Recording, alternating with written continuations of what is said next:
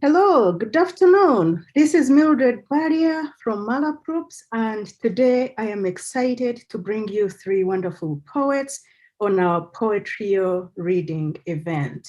I have Gretchen Primack that I'm going to introduce, who is going to be our first reader, and then the second person to read is Rita Quillen, and then the last reader is going to be Fleda Brown.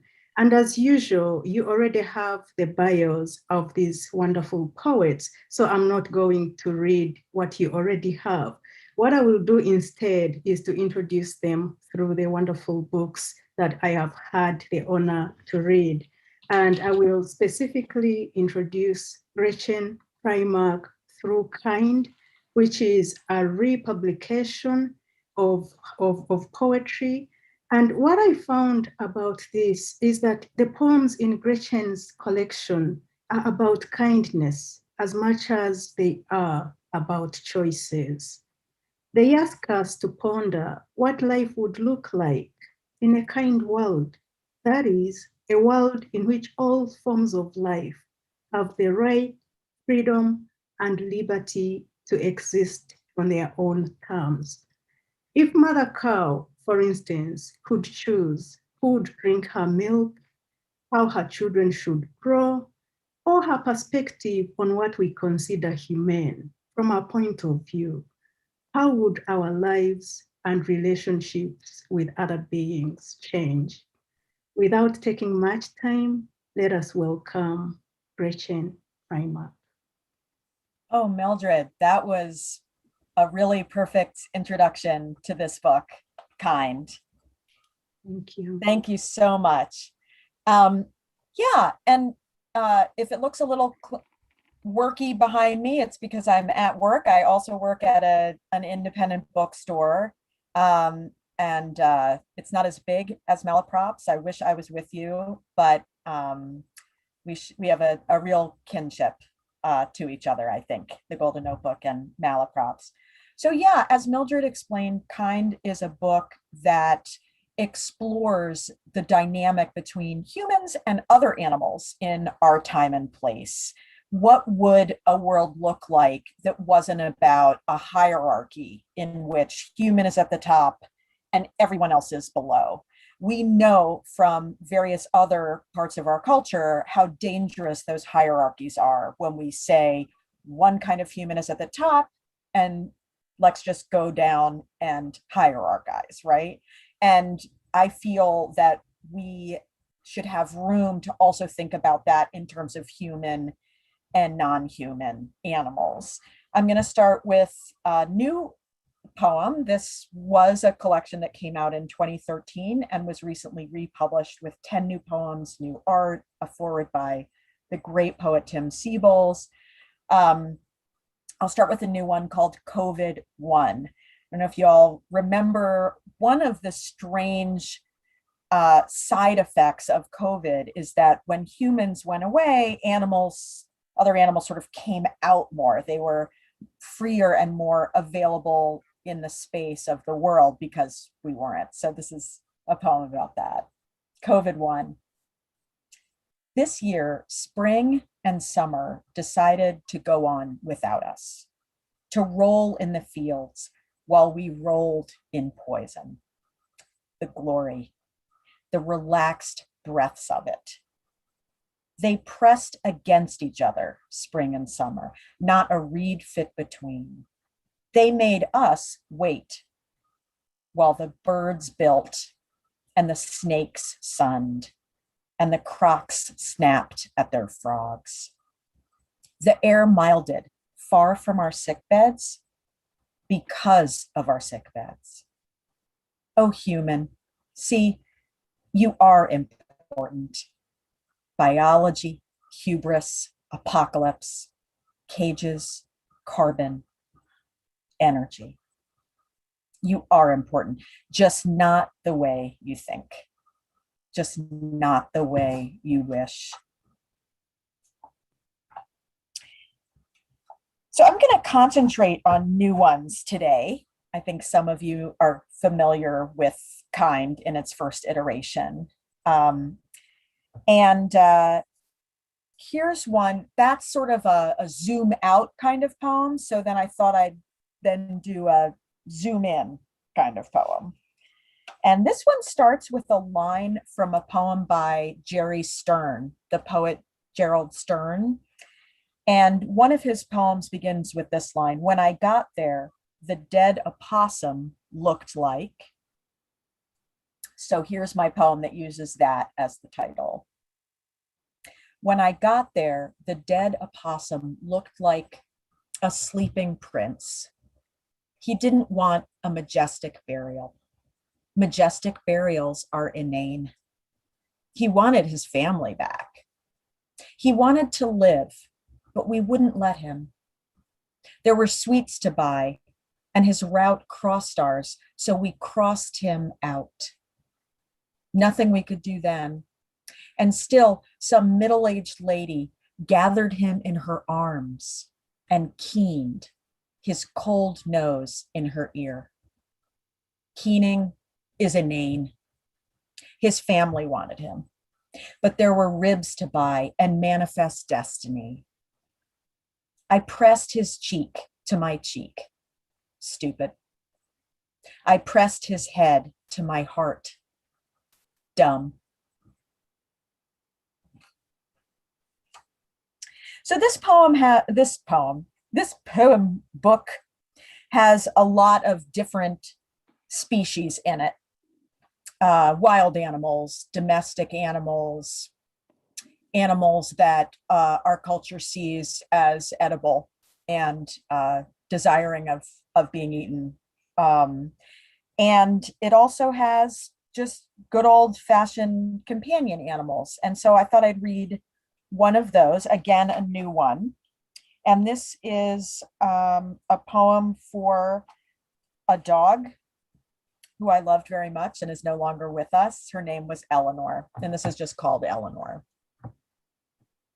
I loved all of you, even the cancer in your neck and blood, even the sick mirror, your black fleece, white cells, your bright red ones, the lymph and sera and your soft black mouth, all the elbowing cells keeping us up for each other a little longer. I humble before the system that built our illnesses, built your dog bones one by one and tied them together until you could walk towards me. The system that filled them with pox round as zero, pox tough as hide. Let us walk toward each other until our faces touch.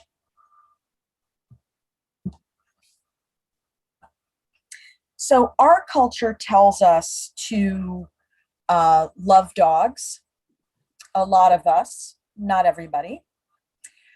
And I would call dogs pretty up high in that hierarchy in terms of who we respect among the animal kingdom. And I would put really low on that hierarchy fish. And what I find interesting about our relationship with fish, what I find ironic, is that to me, it's exactly our inabilities that make us think that fish have inabilities. In other words, we look at them and we say, you look incredibly different from me, therefore you must not have sentience. Therefore you must not have relationships, dynamics, communication, memory, right? Well, why would that be? That's not science, that's our limitations, right? So I wanted a poem for the fish and there wasn't one in the original. So the reissue is a fantastic opportunity for a poem. Now, I know that my visual is not great, but this book is full of art. And this is one of the poems that has a piece of art in it, in this case by the artist Gus Mueller. So think about that while you're listening. Because you are silver, because of your round eye and where it sits, because of your water home and your air distrust, because fins are frilled paper, not hands, because of your temperature. I can take your body, hook you up in a flail, net you up with 1,000 others, and no person will sigh for your life. The body, made for its home, just as any body is. Its flashing silver, its cool fins, and perfect eyes. Because our vaunted minds are too small to understand other minds, we will call you mindless and swallow you. Let me look that face in the eye and tell you, fish, I could no sooner eat your flesh than my own.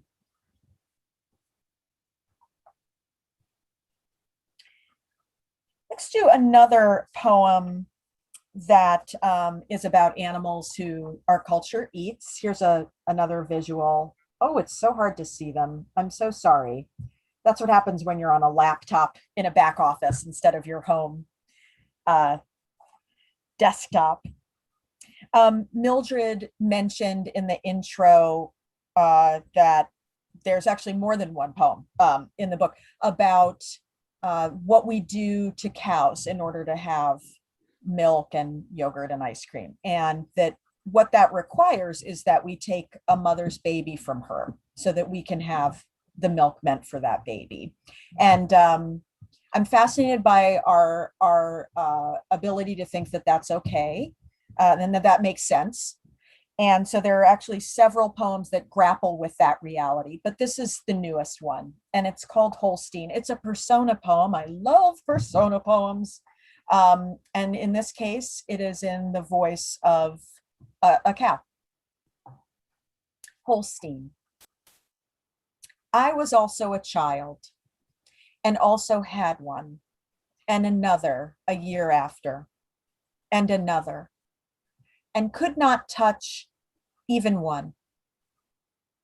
Had I been born into a kind world, my life would have been mine, not a stranger's, as long as my body wanted life. Had I lived in a kind world, child, this milk would have been yours. No one would have filled your lungs with loss. Put your head where your kind is born to be, but is never allowed, at my flank. The great spill of me. Smell me from your bent neck, child. I want to end with a couple of poems from the collection before this one. And actually, I was scheduled to be at Malaprop's to read from this book, which is called Visiting Days. And of course, I don't know if you guys heard, but there was this pandemic and I wasn't able to come. So Visiting Days is a collection of persona poems. I teach in maximum security men's prison. I have done for a very long time. And what I did in this book is create an imaginary prison like the ones where I teach, and filled it with imaginary men. They are not the people that I know, my friends and people I consider family after knowing them so long. They can speak for themselves. They're real people. These are imaginary people. And my first readers were made up entirely of incarcerated and formerly incarcerated people. I thought I would bridge the two collections by reading a poem that is of the same topic as kind. One of my friends went vegan in prison. You can probably tell that I'm vegan. As a way of renouncing violence and caring for himself, respecting his body. And he served 19 and a half years that way, which is a tremendous feat. And so I wanted to honor him with a poem. So I created a character who has similarities to him. And my friend's name is Intelligent, and this gentleman's name is Knowledge. So here's a persona poem in the voice of a man named Knowledge. I honor life by not taking it anymore. Not a fish's life, not a calf's, no one's brother or child. I did violence. I put it between my teeth and it formed my blood and I took blood. Now I eat what they ate in Eden before violence. Now I ask forgiveness for the life I've taken that wasn't mine to take. The man and the calves and fishes, the chicks and their mothers. The cops laugh. Their work is domination. They lord over. And some men on my block call themselves kings. But I am done with that in every soul of me and every body. I'd like to end with a poem in the voice of a man named Hawk. Malaprops, I'm sure, has an incredible new book on its shelves by Reuben Jonathan Miller called Halfway Home. And it's about what incarcerated people deal with when they get out, and the fact that the specter of their record and their incarceration completely transforms the rest of their lives. And in his book, Reuben talks a lot about citizenship. And this poem is about that denial of citizenship of people who are incarcerated and people who leave. So I'm going to end with this poem. Hawk. A whistling hollow passes as you pass another citizen in the street. The whistling hollow a dead soul makes, or a me-shaped hole not on its way to create in the world, not allowed to create in the world. And what will rush into that vacuum? What if I am worthy, not danger? I am denied you, and you don't know who you are without me. What if my will would bend toward citizen? What if I would do out there like you do? Better. Thank you so much, Malaprops. Thanks to all of you listening. Please support your beautiful local indie.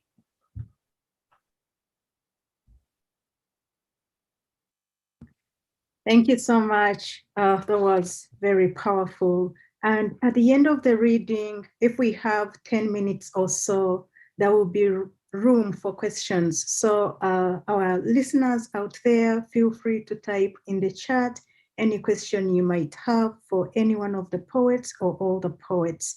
And now I have the honor of introducing our next reader, Rita Quillen, and her book, Some Notes You Hold.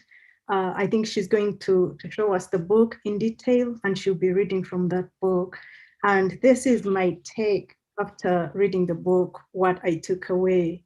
Beautiful, sensuous, earthly delights are the poems in this collection. A grieving heart finds solace in the highest of high notes, and loss of a loved one is relieved in the season's beauty. Rita shows us how music, dance, walking, and gardening are necessary rituals. Gardening, especially, is not just a labor of love, but a sacrament, a prayer, a choir of corn releasing soft hallelujahs, beans, the kneeling women at the altar, squash women in yellow bonnets, and sweet fat cabbage babies wafting and waving in the blinding sun's light. Everything in this collection is artful, and the poet writes, even when she's not writing. She keeps reaching for beauty in spite of sadness or pain. Let us welcome Rita Quillen. Oh my goodness, Mildred, thank you. That was a beautiful introduction to the book. Thank you so much for that. And thank all of you for being here, for Malaprops for inviting me. Yes, Some Notes You Hold is a book that I wrote that served many purposes for me. The first part is an eulogy to my dad, who I lost in 2012. And then the last two sections in the book are about surviving that grief and finding joy and purpose and solace again in all kinds of different places. But I'll open with reading you a couple of poems about my dad. Everyone called him by the nickname Junior. And the book opens with, the opening poem is called The Gospel of Junior. And it's about his view of the world, addressed in about 7 or 8 lines. And it opens with that, and then it goes into the poem. The book of Junior was economical, only needing a half a dozen commandments. Gardening is a sacrament. Your tithe paid with hoe and bent back. Keep everything godly clean. Keep the Sabbath no matter what the hayfield says. In fact, go to church every time the door opens, but don't crow about it. Your life will tell the tale. Most of all, don't throw things away. Everything, all of it, is a gift. My dad's dime-stored dungeon of detritus down in his dark basement was a wonder. Nothing escaped him, not the rusty or broken, the warped or the worn. Dozens of nails driven in joists held bags of treasure, screws, nails, nuts, and bolts, belts, brackets, brushes, and buckets, everything you could ever want or need or never want or need. His underground hardware was a gold mine to the tinkerer of the child of depression. He could have bought new, but that's heresy in his anti-prosperity gospel. Living cheap is living humble. Transcendence is to be saved by what's broken. Sanctification sent by self-sufficiency. Grace from going without. Junior was the camel passing through that needle's eye every day, a piece of broken pipe in one hand, rusty wire in the other, his dusty, broken down brogans with the recycled laces shuffling down that redemption road. I love that Mildred highlighted what's probably my favorite poem in the book. It's a poem called Garden Right, R-I-T, which was about my dad's love of gardening. He loved his vegetable garden, and even in the final weeks of his life, he got out there and struggled and began planting his garden, though he did not live to see it come to fruition. This poem has some lines in it that are scriptural or liturgical, and they're in italics. And since you can't see those, I'm going to hold up my hand when I read one of those lines. Garden Right. Each spring on his postage stamp of earth, the same rituals. At the first warm breeze, out came the 2x4s nailed together into a rectangle, where he tenderly pushed lettuce seeds into soft mud, draped the airy muslin covering over it all, like a communion table waiting for the church bell, stepped back and smiled. Consecrate this crop. The days had to lengthen before the rest could join in. The old rusty push plow of his ancestors, a hoe he had kept from the barn of his boyhood, lifelong tie to the gardens of the dead. It is right to give thanks and praise. He used the creek and tree line in April to cite the straight line that would become, by the hot buzz of August, a choir of corn releasing soft hallelujahs. Beans would be the kneeling women at the altar, onions the sour deacons of the doxology, squash women in yellow bonnets and calico of his youth, sweet fat cabbage babies wafting and waving in the blinding sun's light. We are what feeds us. He plunged little crosses in the ground where tomatoes smeared with stigmata of juicy joy would shine over his garden. Not a thing wrong with the bread and wine, but a country boy's got to have beans. No communion wafer unless it was made with ground corn. Let us lift up the feast, lift up our hearts.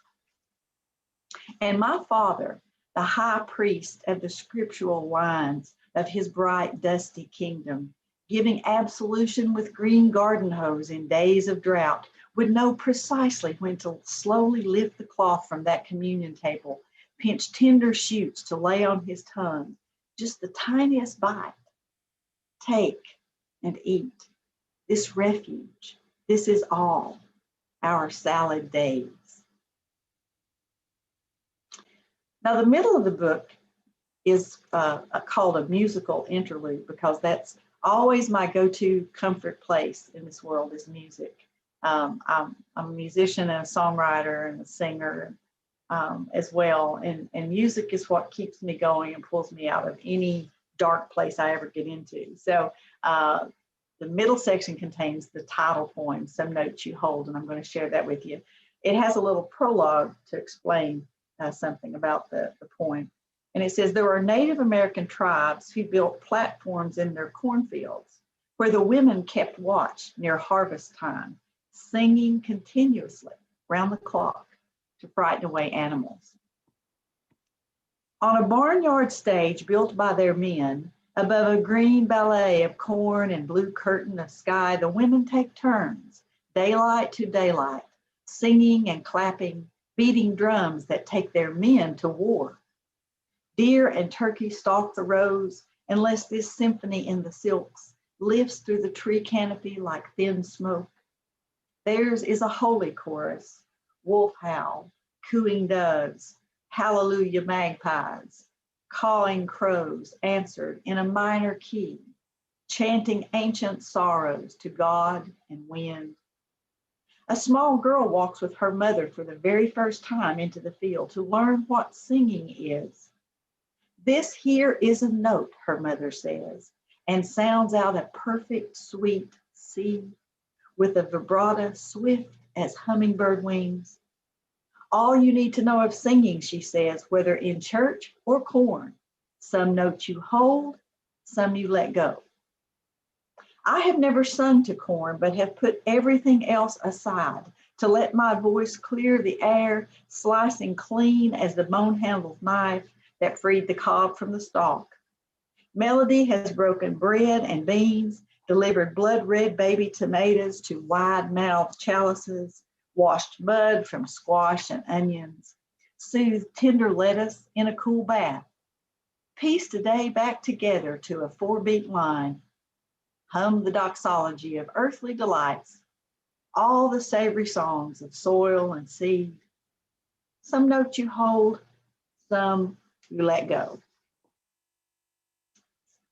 The last part of the book is sort of a mixture, again, of things that talk about hope, that talk about how you hold yourself together in tough times. And it turns out this book has been a very good book for the past difficult year we've all been going through. And many readers have told me that they've appreciated it.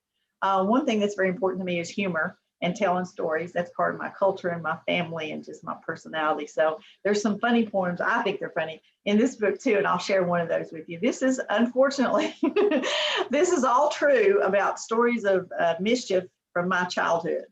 And it's kind of a tongue-in-cheek, fun poem called Sugar and Spice, etc., etc. All us girls knew about sin and sought after it. Torn pieces of brown paper bags wrapped around dried corn silk, secretly cured in the tool shed, supplied cigarettes to wave around like those women on the soap operas. In my friend's playhouse, we practiced kissing, furtive and ashamed. A high-powered telescope Santa Claus brought opened up the mysteries of neighborhood bedrooms. Once we sneaked out of a slumber party, tiptoed onto an icy bridge still in our baby doll pajamas, and froze our prissy asses off to watch the sun stick out its tongue at the gray world. Then there was that Halloween. We rolled a septic tank into the middle of the highway and set it afire. It took about 20 state troopers, 2 tow trucks, and a tractor to move that white hot donut. We were fairly disappointed when nobody got arrested. Our reputations weren't the best, but at least what we were made of wouldn't melt in your mouth. And I'm going to end with a couple of poems about writing, because obviously the overarching theme of this book is that writing, I'm always writing for my life. That's the way I feel, but particularly in going through grief. Writing this book was a way for me to put pieces back together after that tremendous shock. But also the reality is that now, since I finished this book, I have not been writing much at all. I just don't have the urge. The voice isn't there. It's gone dormant, but that's okay. I've been that way in the past, and I know at some point the poems will come back. But I'm going to read you the last two poems in the book, which are about this dreaded thing called writer's block that some of you will appreciate, I know. So this poem's called Writer's Block. I'm not writing today, yet an exquisite red fox dug for mice in the sawdust. Pear blossoms opened fat silk arms, caught the moon's overflow, pouring itself out, silver tea onto the ridge's cup. I'm not writing now while the world masquerades, sings a spring serenade, wind whistles through leaf litter ankle deep, trees wake and tremble with birded limbs, leaf buds lifting like prayers. I am not writing these days, yet above me, starlings ricochet, black boomerangs in cloud banks. A squirrel prays for hours atop a cedar fence post, vicar of the vines, and absolves me for it all. I am not writing today. And finally, fallow fields. And so it is this farm is 1,000 days of questions like, what's a meadow for? And all the other hackneyed metaphors for all the stones that look like faces and the stones white as bones and the fields covered in small shards of slate like broken hearts offering answers no one wants to hear. And so it is that the starlings and bluebirds don't speak, have no use for one another, and the waxy soul inside the bee tree protects its heart from even hearing the hum, and the coyote pack howls to the heavens, pointing toward the silence. And so it is that the world wants dancing lines that burn like an open big butane singeing a gnarled palm, just pure stimulation, nothing slight or light or delicate, nothing that can be mistaken for old or patient, just a blind rushing of syllables from the world's skin, not a thought in its head. And so it is I stand there, dumb and useless, in trampled fronds of something green and meaningful, unwilling to make sounds just for the sake of saying I did, letting frogs chorus on, birds shout letters and notes to indifferent air. And so it is that silence is my source, and I am blind as bark, and just as bound to woody phylum root tangles, dirt webs of time and loss, already in the past and future at once. And you are wasting your time judging me, already a dream or breeze or storm, just beyond your outstretched hand. Well, thank you all. I enjoyed being here with you. Thank you so much, Rita. That was powerful and very beautiful. And I will now introduce our last reader, and feel free to put some questions in the chat for the wonderful poets we have today. And let me introduce Fleda Brown, and her book, Flying Through a Hole in the Storm, is what she's going to share with us, and maybe some other poems as well. And when I read this book, the voice of philosophical investigation guides the poems in this collection. While cutting the edges of dreams, life, consciousness, sadness, joy, or the natural world, Fleda shows us that nothing is safe and nothing is black or white, but liminal. One's desire to hold on to life, even with the knowledge that we cannot, a day that's well spent still ends and can taint the memory of lived bliss with sadness of all things passing. It makes sense then to invite all that life offers into our homes with openness and acceptance. Let us welcome Fleda.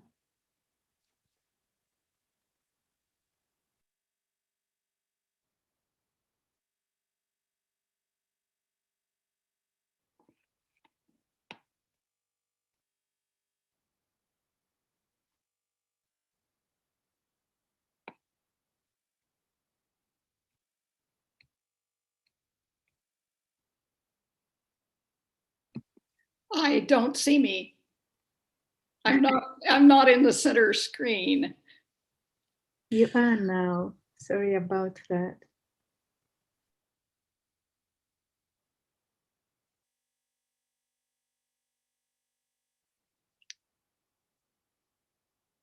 There I am.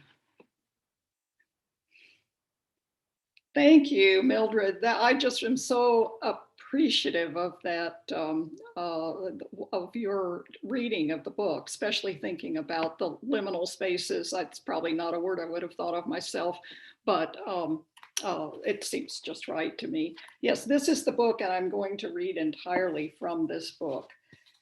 I'm not going to read the title poem for now, but you can just take my word for it that there's a lot of flying through a hole and storms in this book.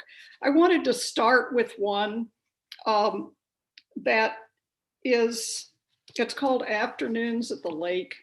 I wrote this. I don't like playing Monopoly. It goes on forever and ever, and I find it extremely boring. So, you know, what could I do but write this poem? It ends with Keats, when I have fears that I may cease to be. It ends with that. So I just want to mention that ahead of time so you know what's happening when it appears. Afternoons at the Lake.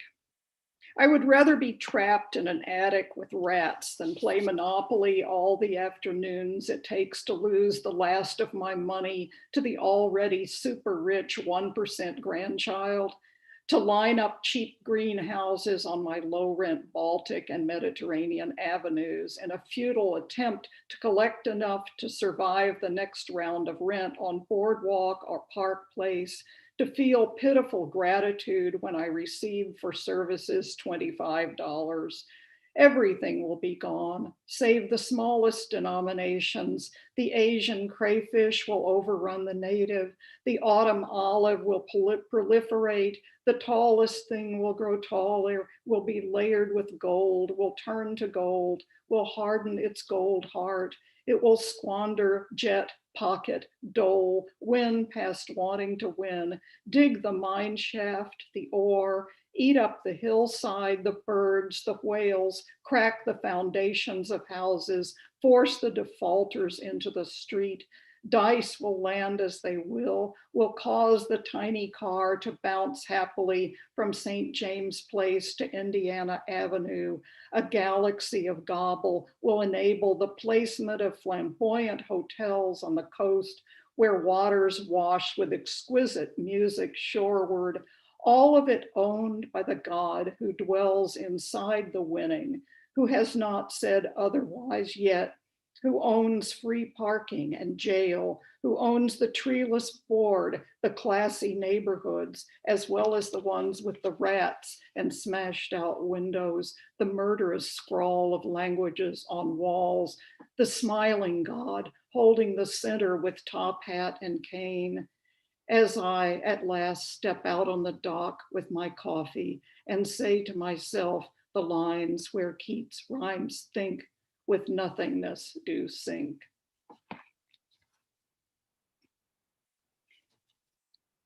I don't know about you. There's been a lot written lately about post-COVID or maybe even COVID forgetfulness. And that's why I decided I wanted to read this poem. It's called It Isn't That You Forget Things. If you were gauging where they are, you could use the map Enbridge puts out to show how far under Lake Michigan the oil pipeline would go. Deep enough to be safe is the idea. Although you know nothing is safe, and what you hold now will corrode and eventually break through. There is nothing under your bones. Think about that.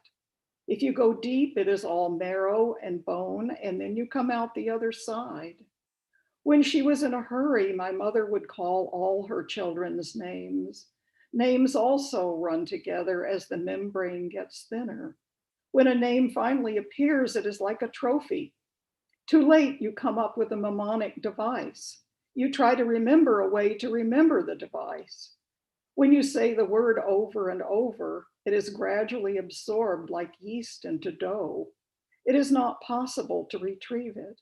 It has become who you are, which is quite complex if anyone wanted to investigate. For example, Lake Michigan Huron is the same lake, shallow and narrow at the straits and freezes in the winter. Ice might remember when it was soft and moved in its multiple ways, when it could be this lake or that. but that cannot be tested in present conditions. The things I remember are below the level of sorting out. They are so deep, they are like love, inarticulate, thrashing around when they need to speak.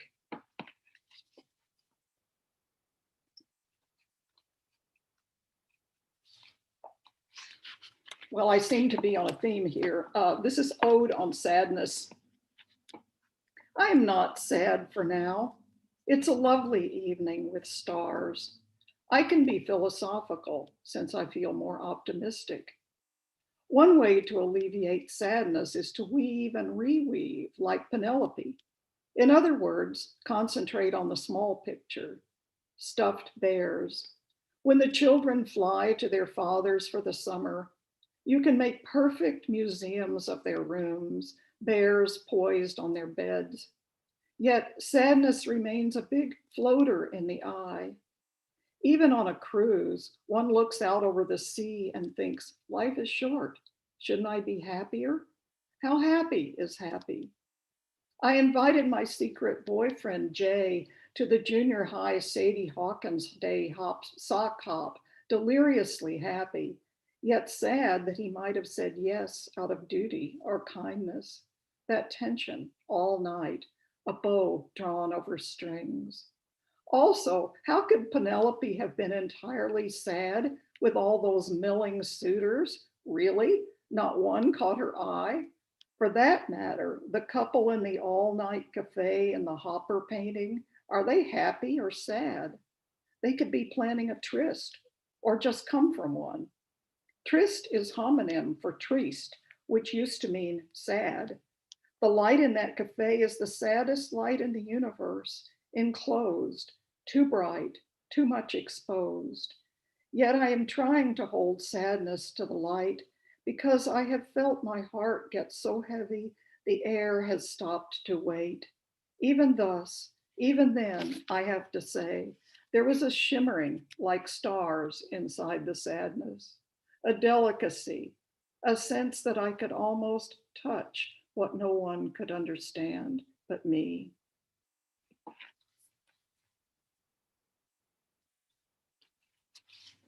Well, now I will make fun of myself. I was returning from the hospital after meniscus surgery on my knee, and I was using a walker as I came in the building. And my husband had had back surgery and was using a walker recovering. So, you know, it's not really possible for two people using walkers to help each other very much. So this poem is called Stalking the Wild.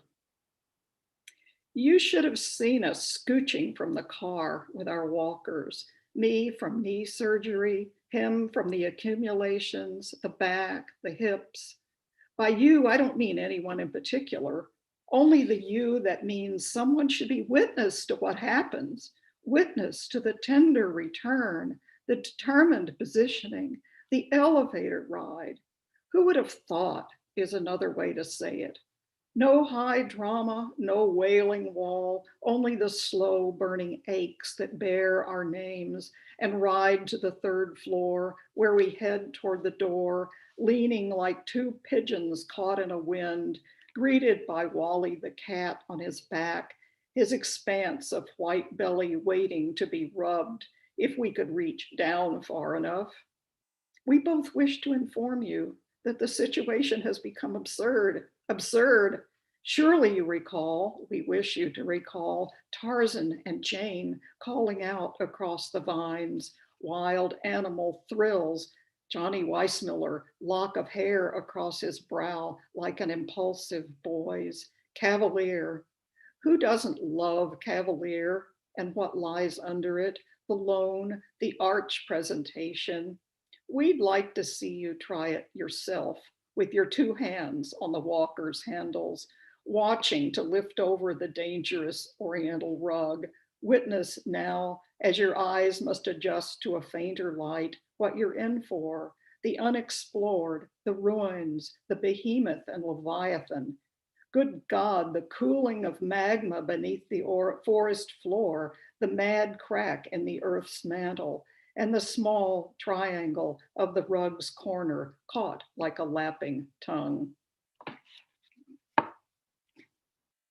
I have two in this book, which is unlike any book of mine. I have two very long prose poems, and one of them is was kind of centers on the death of my father, my grief, and working with that. The other one centers on our finding out that my stepdaughter's cancer had returned.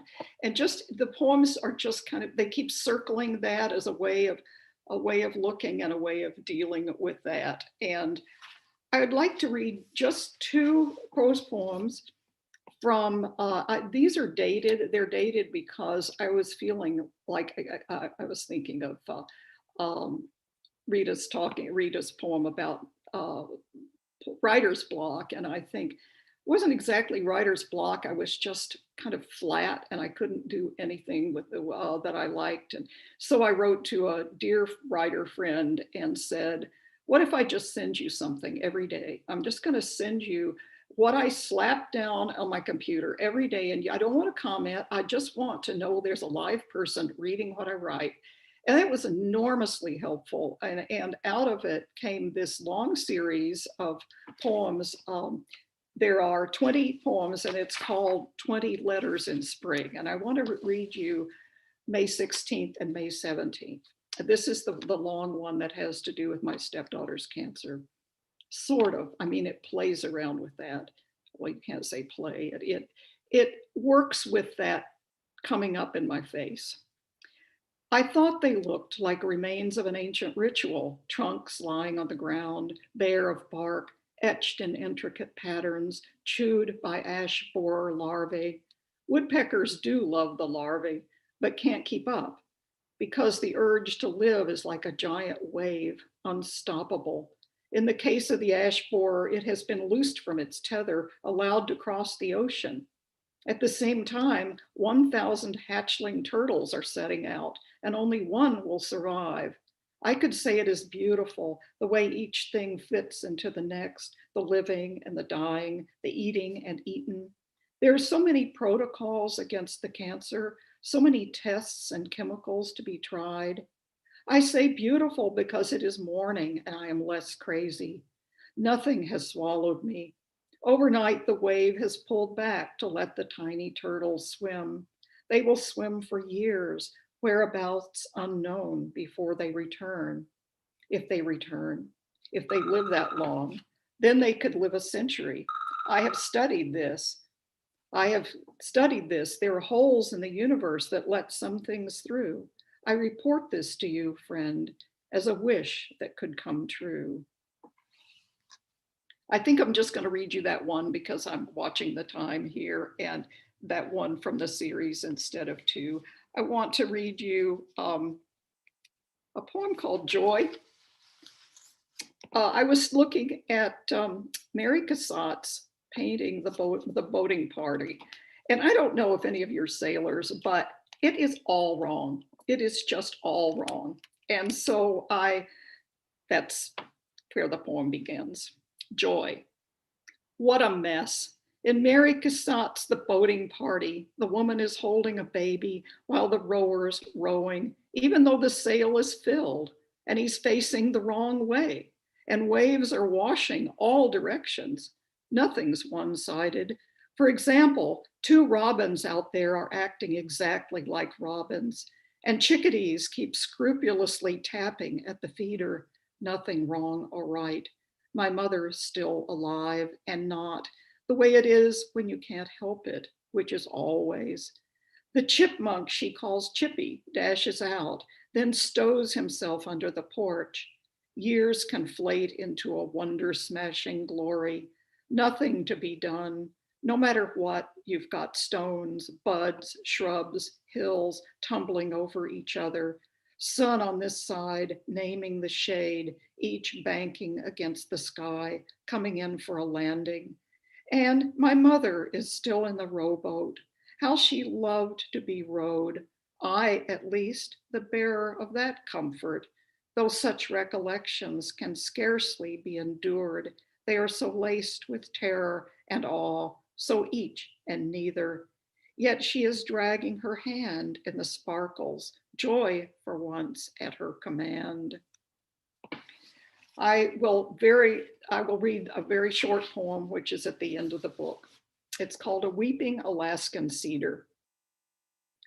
The weeping Alaskan cedar looks like a starving child, its few shaggy clothes hanging.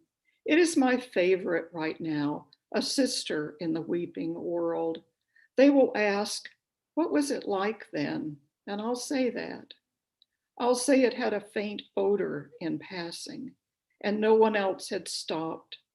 I'll say there was so much evil, the word evil was hard to say, but the cedar said it. An emptying, which amounts to the same thing. It said it would wait and that it would cast a small shadow in the meantime. It said it would be quiet as long as it takes. Thank you.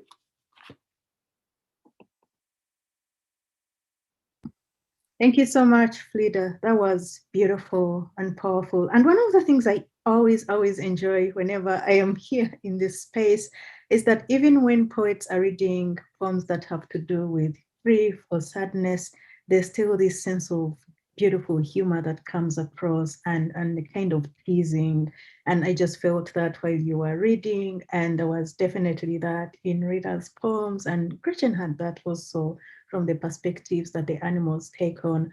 And I think humor is so important in really showing us how poets can do it and make life bearable, even when we are aware that we are not running away from what it has to offer, from all the sadness and other emotions we have to experience other than the positives or the most joyous and hopeful. So one of the questions I will actually like you to respond to is how you manage to bring that into your work, how you manage to bring in humor even when you're dealing with something that touches on a very sad subject.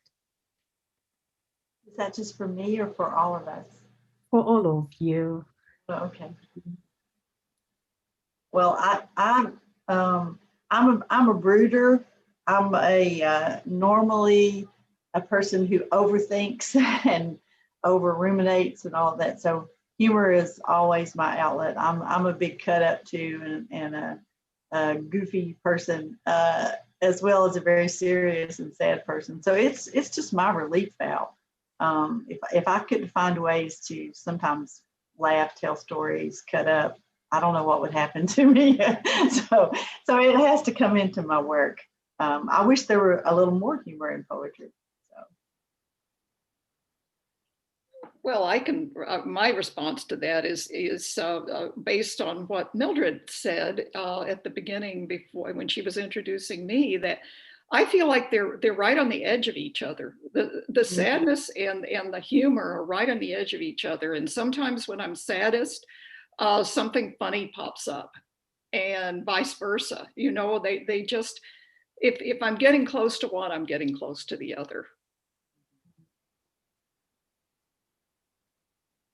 Yeah, I guess my response is so similar to both of yours. I mean, on the one hand, it's how I view the world and how I like to view the world is with humor. And I don't believe in taking myself too seriously, and then at the same time, so I echo that from Rita, and then from Fleeta, that feeling that they're so connected, and that a lot of the art that I love does that. It connects those things. And I see we have a question for Gretchen. It mentioned somebody joined a little bit late, and the question is, how did you come to work with men rather than women?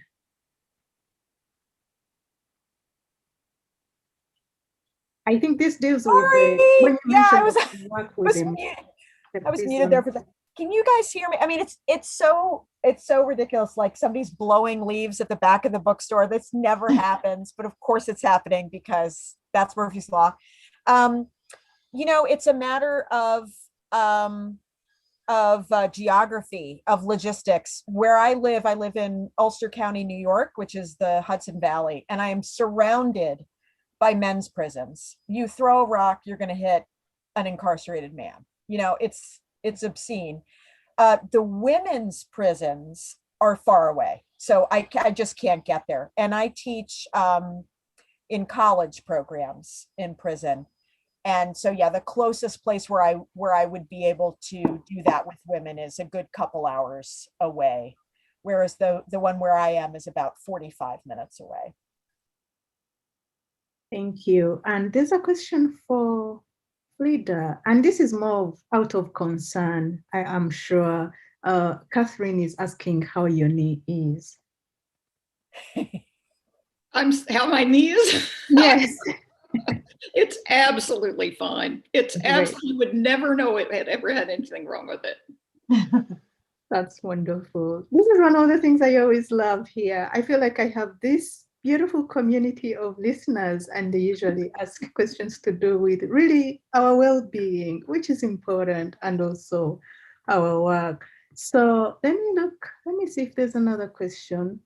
And if there isn't, we will wrap up. And so since Fleda has got a question on Gretchen, I think this now goes to Rita to explain what poetry does for you.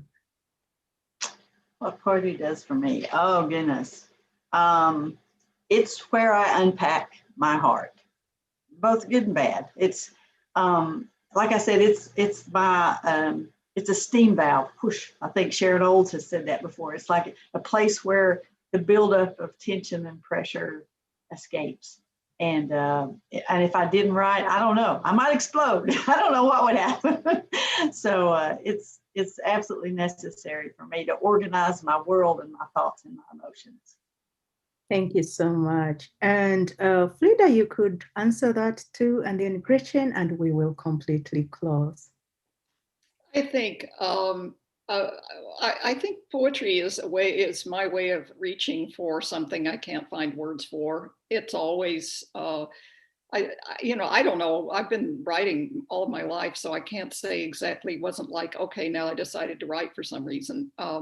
But the writing itself is always trying to get close to something that is inarticulate, and the closer I get, the happier I am about it. And it's always a surprise if look at that, I got that says what I didn't know I could say or didn't know could be said. So I don't know, it's also a way of holding the world together in some way or other. Humans are so complicated, and how we are reached by art, or how we reach others by art is inexplicable. And for some reason, when I want to express in an artistic way, it comes out of me through poetry. That's just how it wants to come out. When I'm reading, when I'm experiencing art, I want to experience all different kinds. I want to read tons of novels. I want to look at lots of art. I want to bathe in music. But that said, I get something different from all of those, and all of them are necessary. So poetry is also necessary. Why it is that art wants to come out of me in this one particular genre, I wish I knew, because it would be fun to be a little more diverse with that. But it's very real. It makes me feel like I'm getting an internal massage. Wow, that's a beautiful note to end on. And thank you so much for being with us this afternoon. I look forward to having another group of poets, and for my audience to show up in June 6th. And also for the poets here, should you have some time on June 6th, we'll have the next POETRIO session. Have a nice evening. Thank you. Thank you. Beautiful job. Thank you so much. It was just great. It was. Gretchen and Rita, I was so glad